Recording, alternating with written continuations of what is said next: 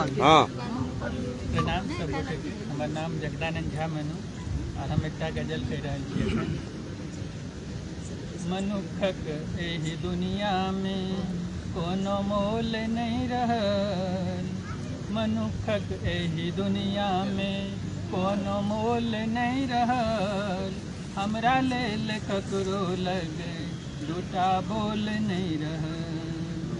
मनुखक एही दुनिया में कोनो मोल नहीं रहल, हमरा लेल केकरो लग दूटा बोल नहीं रहल। बजायब कते ककरा सबटा साज टूट गेल, बजायब कते ककरा सबटा साज टूट गेल।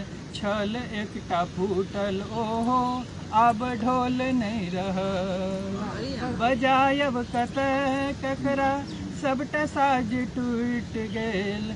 छल एकटा फूटल ओहो आब ढोल नहीं रहल।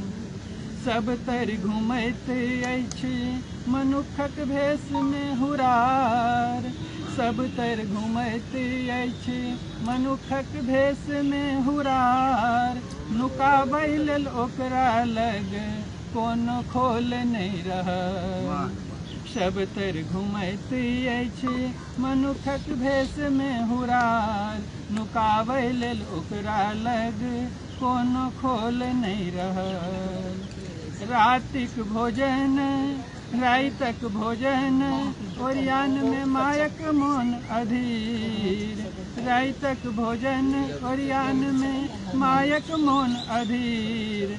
छल हमर बारी में एकटा से ओल नहीं रहल, रातक भोजन ओरियान में मायक मोन अधीर। छल हमर बारी में एकटा से ओल नहीं रहल।